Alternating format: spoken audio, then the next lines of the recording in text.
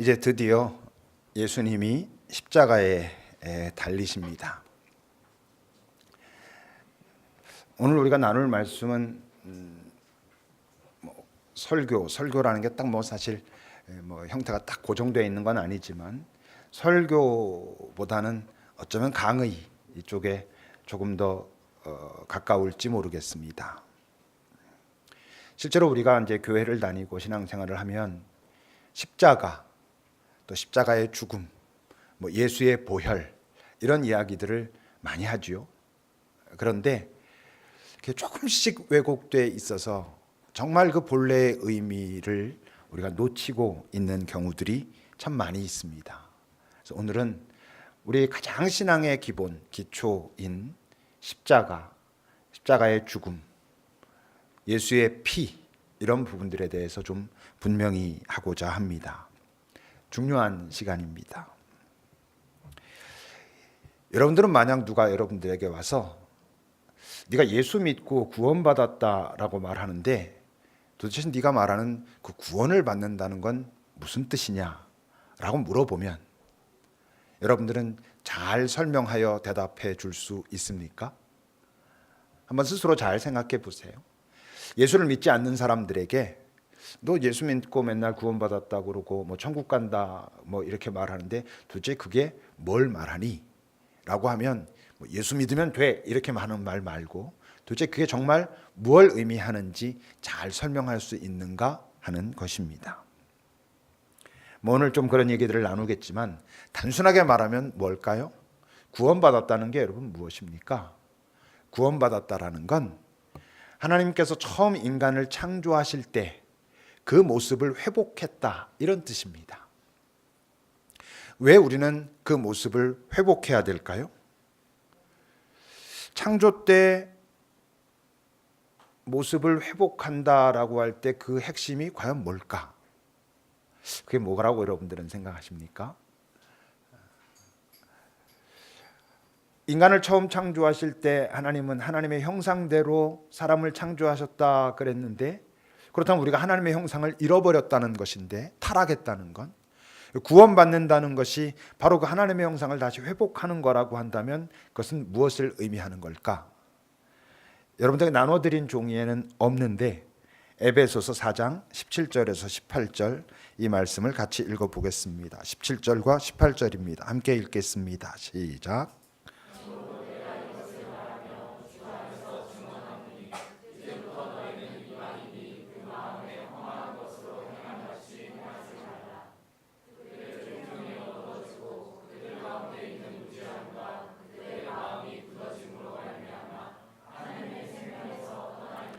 이방인이란 단순히 헬라인 이렇게만 이야기하는 것이 아니고 여기서 이방인은 하나님의 백성으로부터 떠나 있는 예수 공동체에서 떠나 있는 사람들을 지금 바울은 이야기하고 있는 것인데 그 마지막에 뭐라고 이야기하냐면 그들은 어떤 사람들이냐면 여전히 하나님의 생명에서 떠나 있는 사람들, 하나님의 생명에서 떠나 있는 그 사람들이다.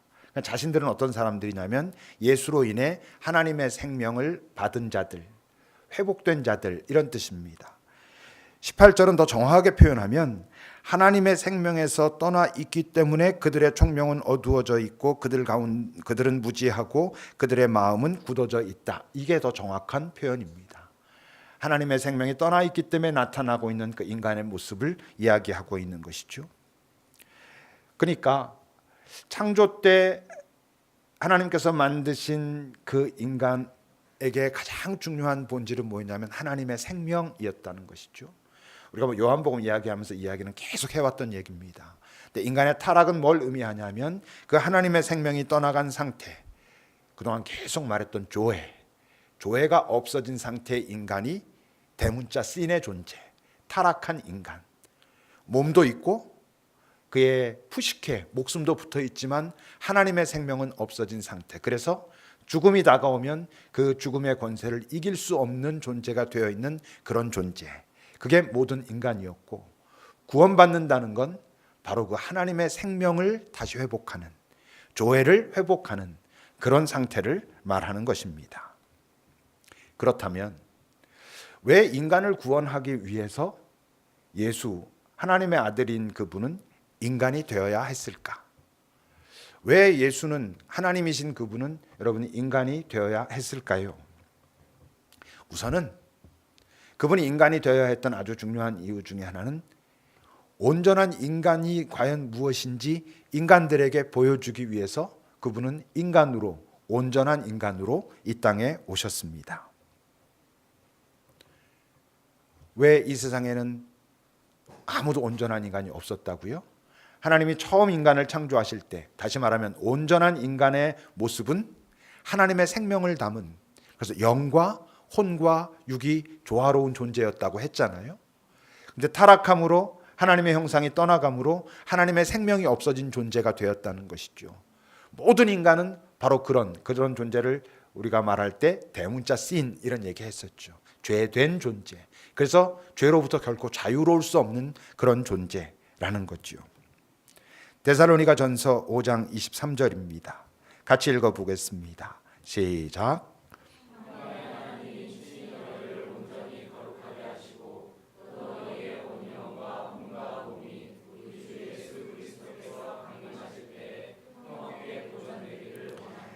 지금 이 축복은 데살로니가 교회 교인들에게, 다시 말하면 예수 공동체의 사람들에게 편지를 보내고 마지막에 그들을 축복하면서 하고 있는 이야기입니다.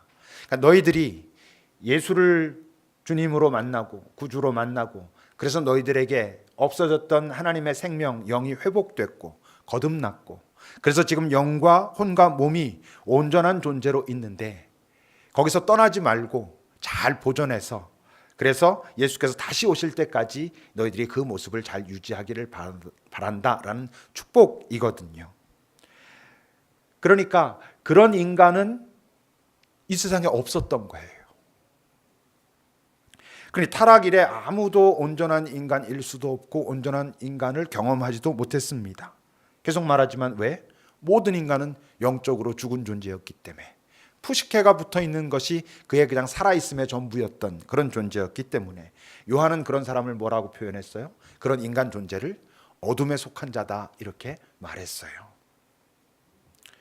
그러니 어떤 일이 벌어지냐면 온전한 인간인 예수가 이 땅에 왔을 때 오히려 그들에게, 모든 인간들에게 온전한 인간인 그 예수는 오히려 이단자고 이 세상의 질서를 어지럽히는 그런 존재였던 것이지요.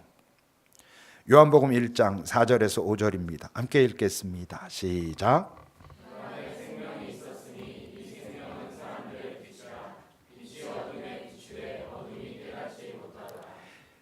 생명이고, 그래서 바로 이 세상에 빛을 주는, 참 빛을 줄 수 있는 그런 분으로 오셨는데 모든 존재가 어둠이었기 때문에 오히려 그 빛을 인정할 수 없어, 받아들일 수 없어, 깨달아 알 수도 없었다 이렇게 말하고 있는 것이죠.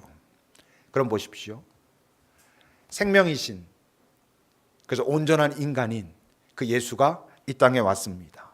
이 땅에 와서 생명을 알지 못하는, 영원의 생명, 하나님의 생명을 알지 못하는 그냥 푸시케, 목숨이 붙어있는 것으로 살아있는 것이 전부인 그 사람들에게, 모든 인류에게 그 생명이라고 하는 것을, 하나님의 생명, 영원의 생명을 보여줄 수 있는 방법은 뭐가 있었을까요?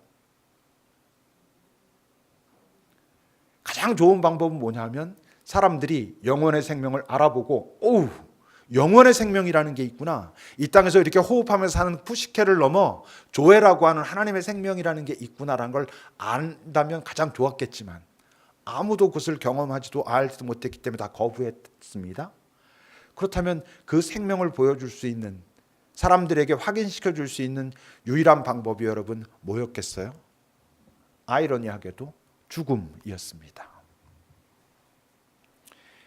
다시 말하면 그가 죽어야만 뭐가 가능하냐면 그 죽음은 결코 억압할 수 없는, 이길 수 없는 하나님의 생명, 조회, 그것이 드러나게 될 수 있었다라고 하는 것이죠. 그러니까 여러분, 예수가 이 땅에 와서 복음을 이야기하고 생명을 이야기했지만 아무도 알아듣지 못했고, 예수를 따라다닌 사람들조차도 자신들의 다른 의도 때문에 사실 따라다녔고 예수의 생명이 무엇인지 잘 알지 못했고 그들이 예수의 생명이 사망을 이기는 그 어떤 다른 능력의 생명이 있구나라는 것을 알 수 있었던 건 언제? 예수의 부활 이후였습니다. 다시 말하면 예수의 생명을 보여줄 수 있는 가장 확실한 방법이, 유일한 방법이 아이러니하게도 그가 죽는 것이었습니다. 근데 그걸 다행스럽다라고 표현하는 것이 과연 맞을지는 모르겠지만 다행스럽게도 온전한 인간 예수가 이 땅에 왔다면 그에게 죽음은 필연적인 것이었습니다. 왜 그에게 죽음은 필연적인 것이었을까? 우선 한 가지 기억해야 될 건 예수는 이 땅에 죽으러 온 것이 아닙니다. 죽으러 온 것이 아니고 그냥 그에게 죽음이 필연적으로 다가왔을 뿐이었습니다. 왜? 예수가 죽음을 피할 수 있는 방법은 딱 두 가지가 있었습니다. 첫째는 종교 권력과 타협하면 예수는 죽지 않을 수 있었습니다. 예수가 와서 죽게 된 가장 중요한 이유는 종교 권력자들이 그들이 예수를 미워했기 때문입니다. 싫어했기 때문이죠. 그가 지금 하나님을 욕보인다 이렇게 했거든요. 신성 모독을 하고 있다 이랬거든요. 그러니까 기존 그 종교 권력자들이 갖고 있었던 하나님 이미지, 그 하나님 이미지와 관련된 자신들의 존재, 우리는 의롭다라고 하는 그런 것을 예수가 인정했다면 예수는 죽지 않았습니다. 그런데 그걸 인정할 수 없지요. 왜?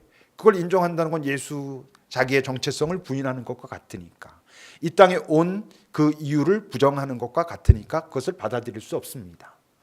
그러니까 종교 권력과 타협해서 죽지 않을 수는 없었습니다. 거기에 타협하지 않았는데도 죽지 않을 수 있는 또 다른 한 가지 방법이 있었습니다. 무엇이죠? 세상의 권력과 싸워서 이기면 죽지 않을 수 있었습니다. 그에겐 그런 능력은 있었거든요. 그런데 세상 권력과 싸워서 이길 수도 없었습니다. 왜? 그런 칼을 들고 싸워서 이기는 방식으로는 하나님의 나라를 설명해 줄 수가 없었기 때문이죠.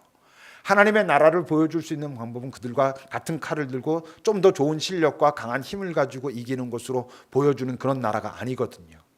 더 강한 표범이 되고 더 강한 사자가 되고 더 강한 이리가 돼가지고 그들을 토끼처럼 염소처럼 만들어서 이김으로 내가 이겼어 라고 하는 건 하나님 나라의 질서가 아니거든요. 그러니까 세상 권력과 맞싸워 이기는 방식으로 죽음을 피할 수도 없었습니다. 종교 권력과 세상 권력과 타협할 수도 이길 수도 없으므로 그는 다행스럽게도 죽을 수밖에 없었습니다.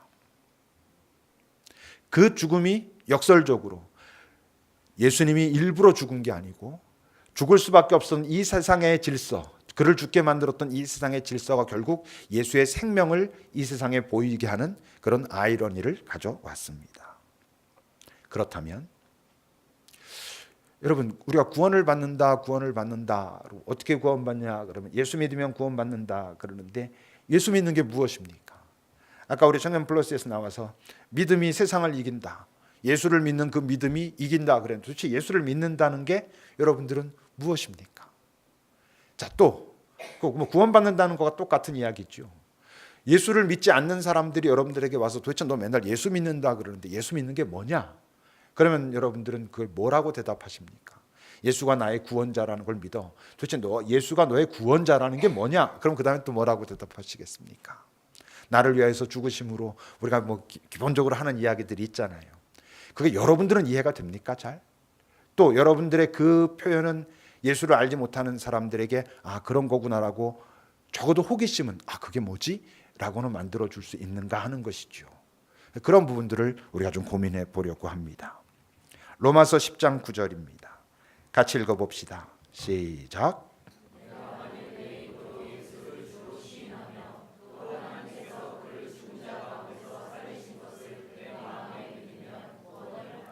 자, 구원을 받는다는 것, 예수를 믿는다는 것에 대한 가장 간단하고 아마 많은 사람들에게 전해지고 있는 이야기인데, 우선 네 입으로 예수를 시인한다 라는 건 무슨 뜻입니까? 나 예수 믿어 이런 뜻이겠습니까? 내 입으로 예수를 시인한다는 것은 공표한다, 이런 뜻입니다. 세상 앞에서 나는 예수가 나의 주님이야 라고 공표하는 존재가 된다는 것을 의미합니다. 그러니까 이건 사실 예수 믿고 난 다음의 모습인 것이죠. 예수가 나의 주인이야 라고 공표하는, 그건 결국 뭐와 관계가 있어요? 자, 입술의 고백과 관계가 있어요? 아니, 자기 삶과 관계가 있는 것입니다.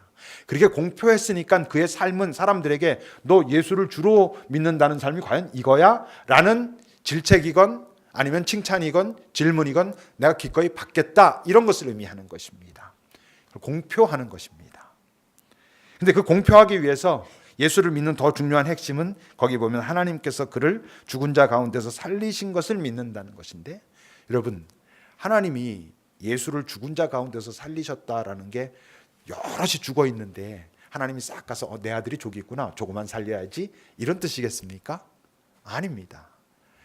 이 표현은 하나님이 그를 죽은 자 가운데서 살리셨다라는 것은 무엇이냐면 하나님의 생명, 그 생명이 당신의 아들 예수도 가지고 있고, 그렇기 때문에 이 세상은 십자가를 통해서 그를 죽였지만 그 죽음이 예수가 가진 생명을 이길 수 없기 때문에 살아났다라는 것을 의미하는 것입니다. 그러니까 여기서 그냥 표현적으로 하나님이 그를 죽은 자 가운데서 살리셨다라는 것은 하나님의 생명이, 그리고 하나님의 생명을 가진 예수는 그 죽음으로부터 일어날 수밖에, 부활할 수밖에 없었다라는 이야기를 하고 있는 것입니다. 그걸 믿으면, 그러니까 그걸 믿는다는 건 결국 뭘 믿는 거예요? 하나님 안에 있는, 죽음은 결코 이길 수 없는 영원의 생명이 있다는 것을 믿으면, 이런 뜻입니다. 그러니까 이 믿음도 내 믿습니다라는 고백 아니라 그랬죠. 우리가 그동안 요한복음 읽어오면서 계속 이야기했던 것처럼 이 믿음은 예수의 생명과의 연합을 의미합니다. 예수의 생명, 영원의 생명에 내가 동참하는 것, 참여하는 것, 그 생명을 예수와 공유하는 것을 의미합니다. 요한 1서를 읽어봅시다. 5장 11절 12절 함께 읽겠습니다. 시작.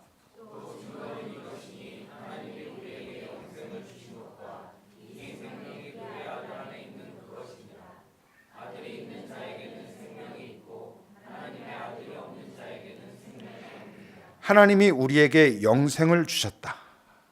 근데 어떤 방식으로 주셨냐면 생명을 아들에게 주심으로 그 생명을, 영원한 생명을 우리에게 주셨다라고 말합니다. 12절에서는 아들이 있는 자에게는 생명이 있고, 이 표현을 다른 표현으로 바꾸면 예수를 믿으면 구원을 받고, 이 표현과 같은 표현입니다. 저게 아들이 있는 자에게는 생명이 있고 예수를 믿으면 구원을 받고 회복이 되고 하나님의 생명, 처음 창조 때의 모습으로 회복되고, 이런 뜻입니다.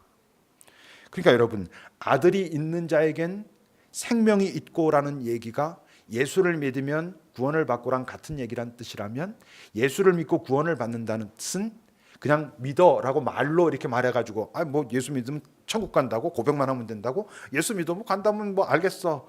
그래서 뭐 예를 들면 뭐 초코파이 피자 먹고 군대에서 예수 믿습니다라고 고백하고 세례받고 이러는 것처럼 그런다고 그게 구원이겠습니까? 아닙니다, 여러분. 하나님의 생명에 참여한 자, 그 생명을 공유한 자를 의미하는 것입니다. 조금 더 이제 이야기를 할 것입니다. 자, 그렇다면 우리가 구원을 얻는다라고 할 때 또 이제 등장하는 이야기가 있지요. 뭐지요? 십자가의 죽음, 십자가의 피가 우리를 구원한다. 예수의 보혈, 얼마나 우리가 찬양도 많이 합니까? 예수의 보혈이 우리를 구원하였네, 이렇게 이야기들을 많이 합니다. 그럼 예수의 보혈이, 예수의 피가 우리를 구원했다라고 할 때 그게 무슨 뜻입니까, 여러분? 예수가 흘린 피가 어떻게 우리를 구원할까요? 이러니까 이제 얘기가 어디까지 가냐면, 하나님께서 죄진 사람들을 그냥은 용서할 수 없으니까 사단에게 다 뺏겼기 때문에 예수를 죽여가지고 사단한테 뭐 피값을 주고 사왔다. 그래서 사단한테 뭐 대가를 치르고, 이런 얘기까지 나오는 것입니다. 하나님이 무슨 사탄한테 대가를 치르고 값을 치르고 우리를 사온다는 게 그게 말이 됩니까? 이해가 됩니까? 아닙니다, 여러분. 무슨 사탄한테 하나님께서 대가를 치르고 우리를 다시 사가지고 옵니까? 그런 뜻이 아닙니다. 여러분 나눠드린 중에는 두 개가 그 가운데 있는데 그건 나중에 뒤에 할 거고, 레위기 17장 11절을 같이 읽어봅시다. 레위기 17장 11절 함께 읽겠습니다. 시작.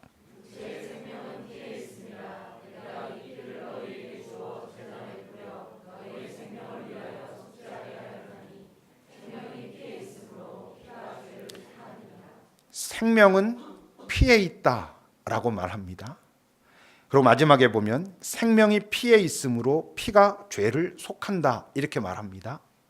그러니까 이 말은 피가 죄를 속한다라는 말은 더 정확하게 말하면 피가 죄를 속한다는 뜻입니까? 아닙니다.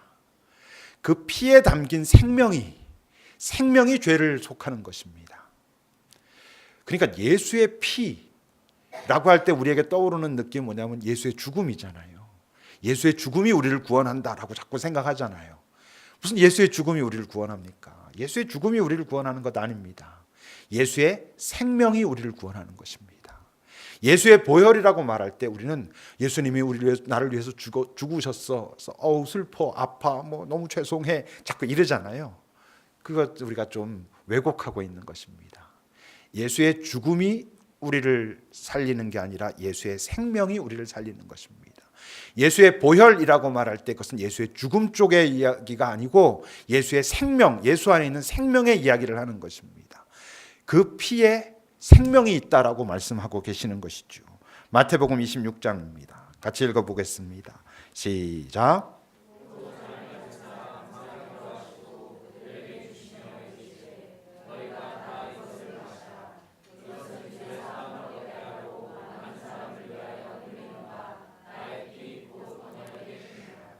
죄 사함을 얻게 하려고라는 것은 네가 어저께 지은 어떤 죄 말하는 게 아니겠죠. 한 존재가 죄 사함을 얻는다는 것은 우리가 그동안 계속 얘기했던 대문자 씬의 존재로부터 거듭나는 존재, 영원의 생명을 갖는 존재가 된다는 것을 의미합니다. 그게 죄 사함을 얻게 하는 것입니다. 그러기 위하여 흘리는 바 나의 피, 언약의 피. 어떤 피? 영생의 피, 영원한 생명의 피다 이런 뜻입니다. 그러니까 예수의 안에 있는 영원한 생명을 통하여 죄 사함을 얻게 되는 것입니다. 예수님이 죽었기 때문에 우리가 구원을 받는 것이 아닙니다. 예수의 죽음은 계속 말하지만 뭐라고? 이 세상이 예수가 가는 길을 막으려고 한 악한 행위입니다. 그런데 아이러니하게도 그 죽음이 결국 예수의 생명을 드러나게끔 한 것뿐이지 죽음 자체의 능력이 있어가지고 그래서 그런 것은 아닙니다. 그래서 우리가 구원을 얻는 것은 아닙니다. 요한복음 6장 53절입니다. 같이 읽어봅시다. 시작.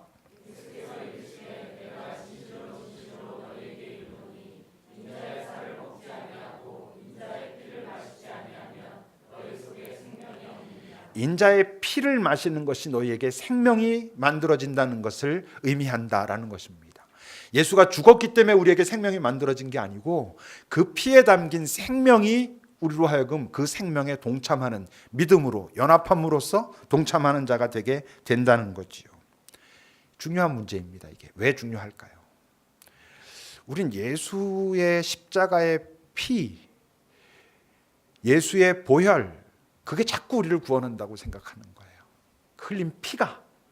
근데 그 말, 그렇게 표현하고 있는 그 말에는 그 피는 단순히 피라고 하는 건 예수가 피를 흘렸다 그러면서 죽었다 이렇게 생각하잖아요. 죽음을 이야기하는 게 아니라 거기서 말하는 피는 생명을 이야기하는 것입니다. 아까 분명히 말했잖아요. 생명이 피에 있다. 그러니까 예수가 피를 흘렸다는 얘기는 예수의 생명이 이 세상에 드러났다 이런 뜻입니다. 그러니까 정확하게 다시 말합니다. 십자가가 우리를 구원합니까? 아닙니다. 무슨 십자가가 우리를 구원합니까? 계속 말했잖아요. 십자가는 예수를 죽이려고 했던 도구라니까요. 그게 무슨 우리를 구원합니까? 십자가의 죽음이 우리를 구원했습니까? 아닙니다. 예수의 그 십자가에서의 죽음이 생명을 드러나게 한 것이 그 생명이 우리를 구원하는 것입니다. 이거 잘 하셔야 됩니다. 정확하게 하셔야 됩니다. 그러지 않으면 이제 이런 찬양 속에 우리가 빠집니다. 웬 말인가 날 위하여 주 돌아가셨네. 이 벌레 같은 날 위해 뭐 돌아가셨네. 뭐 어떤 의미인지는 알 것 같아요. 근데 그게 어떻게 되냐면 너무 죄송한 거야. 그분의 죽음이 나를 살리기 위해서 그분이 죽으셨다. 자꾸 이런 표현으로 가려고 하는 거야. 여러분 3일 만에 살아나셨잖아요. 3일 만에 살아나셨는데 뭐고 한 2, 3일 놓고 날 위해 죽으셨어. 예수 안 믿는 사람은 3일 만에 다시 살아나신데 오히려 기뻐해야 되지 뭐 슬퍼하냐. 뭐 이러지 않겠어요, 여러분? 여러분, 예수의 죽음이 우리를 구원하는 것 아니에요. 사람들이 헌신합니다. 찬송가에도 엄청 많습니다. 그런 헌신을 촉구하는 그 찬송가 가사들. 근데 그게 어떻게 촉구하는 줄 알아요? 그분이 널 위하여 죽으셨는데, 널 사랑하여 죽으셨는데 넌 가만히 있느냐? 그러니까 이제 어떤 거냐면, 그래, 나를 위하여 죽으신 분을 위해 가지고 나를 살리기 위해서 죽으신 분을 위해서 내가 그분을 위해서 뭔가를 해야 되겠다. 그러는 거 아닙니다. 헌신은 그가 나를 위하여 죽었기 때문에 너무 죄송하고 너무 미안하고 또는 너무 고마워 가지고 나도 뭘 하는 게 아니고, 헌신은 그분의 생명, 나는 절대로 가질 수 없는 그분의 생명에 내가 참여함으로 내가 새 생명 가진 자가 되었기 때문에 새 생명 가진 자답게 살아야지라고 하는 그런 설렘이 헌신이지, 그분이 날 위해서 죽으셨는데 내가 뭐라도 좀 해야지, 내가 뭐 헌금이라도 좀 하고 가서 봉사도 하고 충성도 하고, 여러분 이게 헌신이 절대 아닙니다. 다시 말합니다. 십자가가 우리를 구원하는 것이 아닙니다. 십자가에서 죽으셨기 때문에 우리가 구원받는 게 아닙니다. 십자가 또는 십자가의 죽음을 통해 이 세상에 드러나고야만 예수의 생명, 하나님의 생명, 영원의 생명이 우리를 구원하는 것입니다. 혹시 여러분 좀 계속 그 얘기랑 똑같은 거 아니야? 이러시고 계신 건 아니겠죠? 절대 똑같은 이야기가 아닙니다. 그걸 똑같은 얘기로 받아들였을 때 나타나는 문제는 이따 다시 얘기할 겁니다만, 그러면 십자가는 전혀 다른 것이 됩니다, 우리에게. 자, 예수의 피는 예수의 죽음을 의미하는 게 아니라 예수의 생명을 의미하는 것이다라는 것을 염두에 두시고 골로새서 1장 19절 20절을 같이 읽어봅시다. 함께 읽겠습니다. 시작.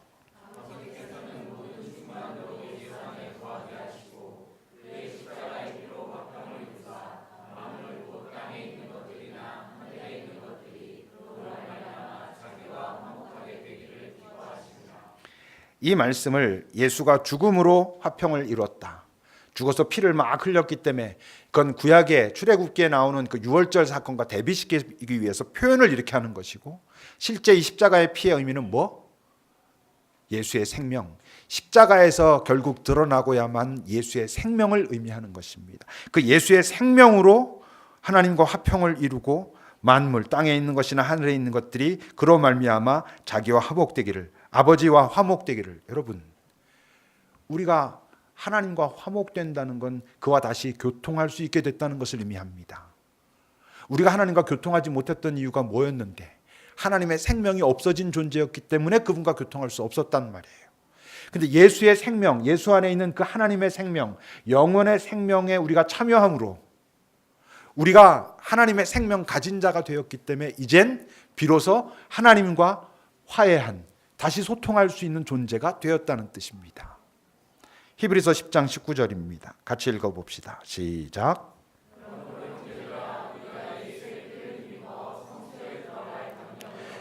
그동안은 성소에 들어갈 수 없었습니다. 제사장들이 들어가기 위해서는 자기들이 먼저 제물을 잡아가지고 속죄하고 그리고 성소에 갔습니다. 그 안에 있는 지성소에는 1년에 한 번 대제사장이 덜덜덜 떨면서 갔습니다. 여기에다 줄 끌어 묶고 갔습니다. 죽을 수도 있었기 때문에 소리가 안 나면 끄집어냈습니다. 죽은 대제사장을. 자기를 다 속죄하고 나서야 들어갈 수 있었습니다. 그런데 예수의 피를 힘입어, 뭘 힘입어?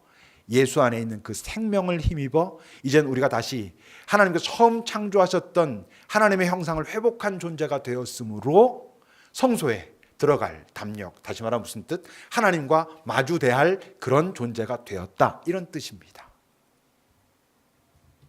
요한 1서 1장 7절입니다. 같이 읽어봅시다. 시작.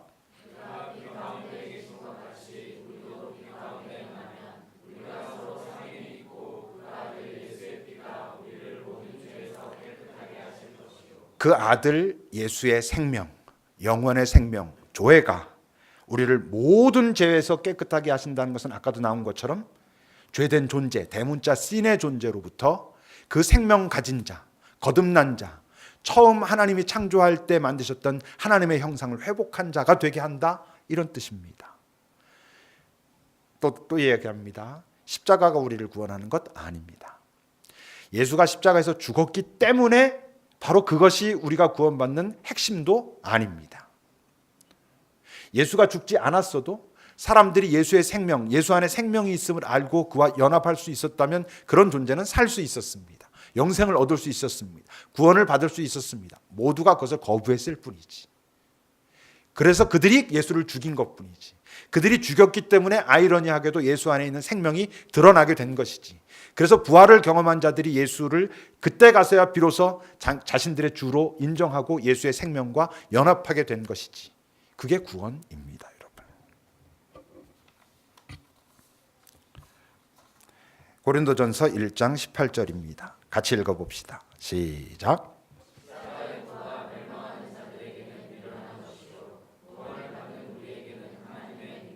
십자가의 도란, 십자가에서의 가르침, 이런 이야기입니다. 십자가에서의 가르침, 십자가가 결국 말하는 것이 멸망하는 자들에게는 미련한 것, 말이 안 된다라는 거고, 구원을 받는 우리에게는 하나님의 능력이다, 이렇게 말합니다.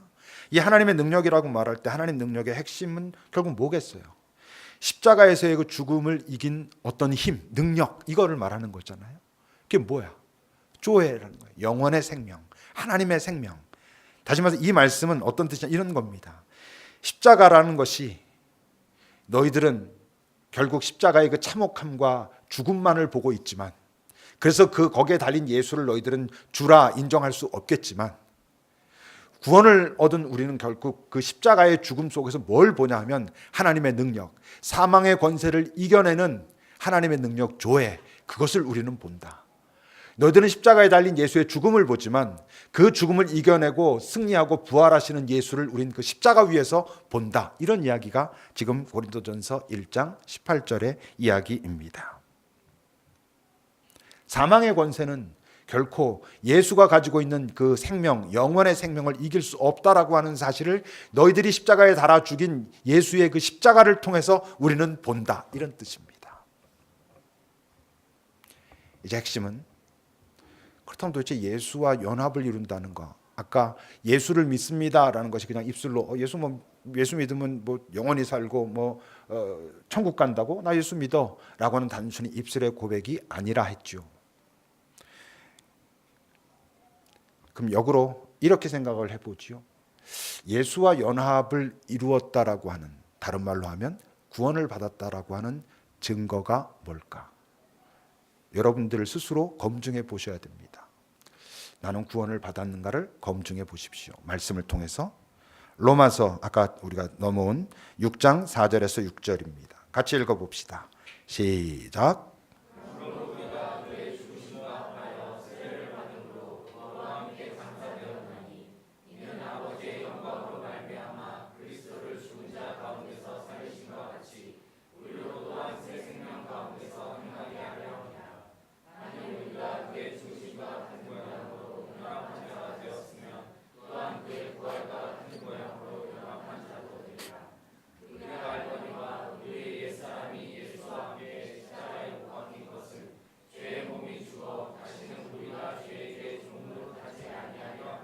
갈라디아서 2장 20절입니다. 함께 읽겠습니다. 시작.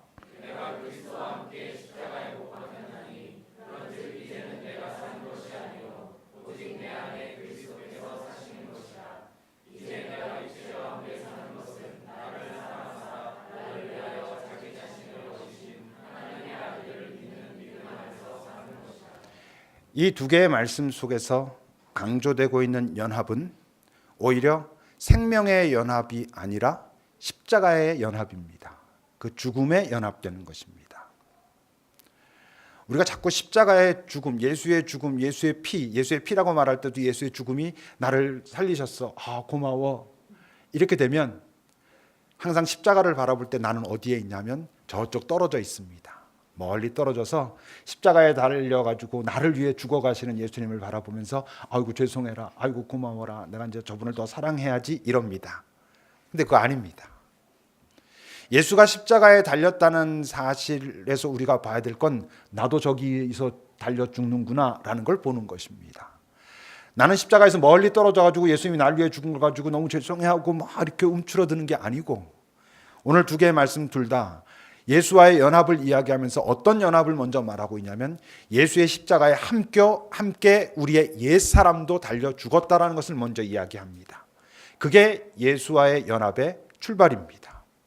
그 자가, 십자가에 예수가 달려 죽을 때 어떤 의미에서는 더 우리 자신에게 실제적인 문제입니다. 십자가는. 그러니까 나라고 하는 존재, 지금까지 살아왔던 나 옛사람은 어떤 사람? 생명, 하나님의 생명 없이 살아왔던, 이 땅에 그런 모습으로 태어났고 푸시케와 나의 몸이 전부인 것처럼 그렇게 살아왔던 그 삶의 질서를 거기서 죽인다는 것입니다. 그러니까 십자가와 함께 내가, 예수와 함께 나도 십자가에 함께 못 박혔다는 얘기를 다른 말로 하면 그게 회개라는 뜻입니다. 지금까지 내가 살아왔던 내 삶의 질서를 포기합니다. 그것이 아니라는 것을 인정합니다. 제가 이제 돌아서겠습니다. 이게 바로 예수와 함께 십자가에 못 박히는 것입니다. 그게 연합의 출발입니다. 그렇게 된 존재가 예수의 부활과 함께, 다시 말하면 예수의 생명에 다시 연합한 자도 될 것이다 라고 오늘 말씀은 이야기하고 있습니다. 다시 말합니다. 우리가 예수를 믿는다는 건, 예수 믿으면 천국 가, 믿기만 하면 천국 가, 우리가 무슨 죄를 지었어도 예수는 다 용서해 주시고 그러면 천국 가. 아 그래? 나 그럼 예수 믿을게.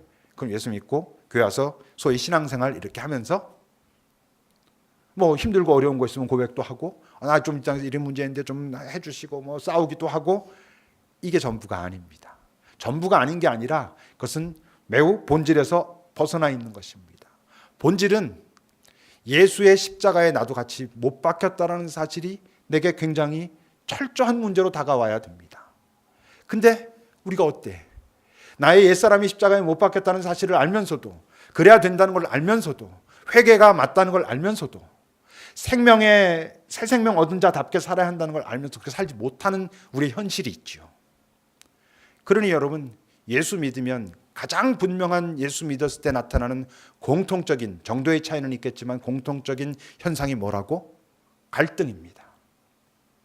갈등이 있어야 됩니다.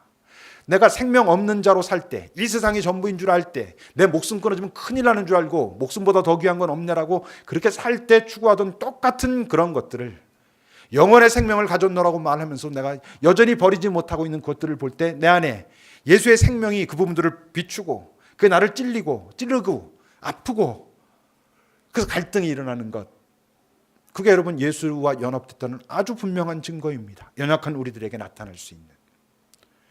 여러분들이 예수를 믿고 이 땅에 살면서, 이 땅에서 살고 있는 여러분들의 삶의 모습을 보며 갈등이 없다면 둘 중에 하나입니다. 온전한 존재로 살고 있든지, 아니면 예수를 믿는 게 아니든지, 그냥 종교 문화 생활만 하고 있을 뿐이든지. 종교 하나 있으면 좋잖아요.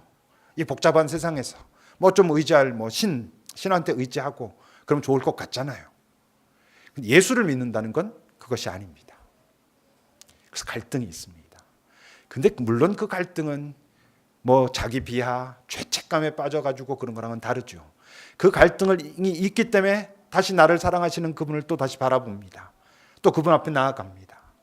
주님, 내가 분명히 옛사람은 당신과 함께 십자가에서 죽었고, 당신의 부활과 함께 내가 새 생명 얻은 자가 되었음에도 불구하고 여전히 내 삶이 이런 이 모습을 주님 내가 어찌하오리이까 라고 그분 앞에 섰기 때문에 그분이 내게 또 부어주시는 위로와 용서와 사랑을 힘입어서 또 한 걸음 나아가고, 그런 삶을 통해서 그분과 더 가까워지고 조금씩 이 세상으로부터 자유로워지고, 이것이 예수를 믿는 것입니다.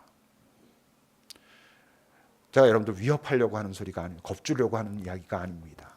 여기에 있는 우리들이 다 예수를 믿는 것이 아닐 수 있습니다. 얼마든지 있죠. 이 땅에서 예수를 믿는다고 하는 많은 사람들이 실제로는 예수 생명에 참여한 자가 아닐 수 있습니다. 저를 포함해서 여기 있는 우리 모두들. 이 부분을 대충 넘어가면, 계속 말씀드렸지만 예수 저기다 십자가에 못 박아놓고 죄송합니다. 그러니까 성경은 끊임없이 네가 지금도 예수를 또다시 십자가에 못 박고 있다, 이런 이야기를 하는 것입니다. 여러분 어떠십니까? 십자가, 그것이 우리를 구원하는 것 아닙니다. 십자가의 죽음도 아닙니다. 그 예수의 생명, 그 생명에 참여하기 위해서 예수의 십자가에 같이 달려 나의 옛사람이 죽는 것을 인정함으로, 죽었다는 것을 인정함으로 예수의 생명에 동참하는 것이고, 그렇게 동참했음에도 불구하고 여기 남아있는 것 때문에 나는 아프고 갈등하고 하나님 앞에 나가서 이 연약한 존재를 꺼내놓고 또 그 앞에 무릎 꿇고 어떤 은총을 또 다시 경험하고 다시 한번 또 시도하고, 그런 갈망과 갈등과 새로운 소망과 도전과 조금 패배와, 그러나 이전보다 나중에 보면 조금씩 나아가고 있는, 그게 이 땅에서 예수 믿는 것, 생명 얻은 자로 사는 것, 하나님의 나라를 맛보며 사는 것, 그것입니다. 기도합시다.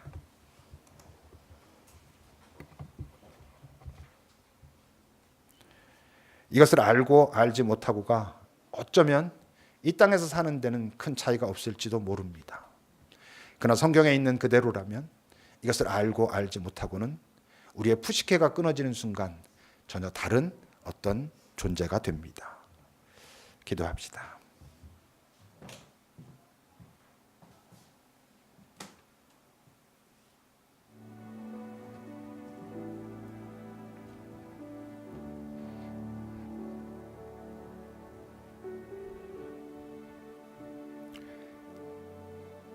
그러나 하나님, 내 안에 갈등은 있는데 그 갈등은 전부 내 뜻대로 되지 않아서 하나님과 하고 있는 갈등일 수도 있다는 것을 우리는 또 살피게 하옵소서.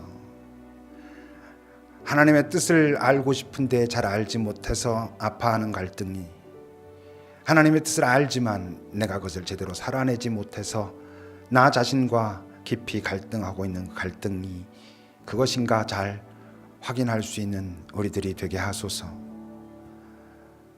그러나 그것보다 먼저 생명에 참여한 자에게 분명히 있을 기쁨을 찾는 그런 또 우리가 되게 하옵소서. 이 세상은 줄 수 없는 평화를 맛보며 누리는 그 자유가 있는가 하는 것도 찾아보게 하옵소서. 주님, 이 땅 사는 것이 이렇게 살아도 저렇게 살아도 결코 다 만만치 않을 텐데 주의 생명 가진 자로 치열해지는 그런 우리들이 되게 주님 이끌어 주소서. 예수님의 이름으로 기도합니다. 아멘.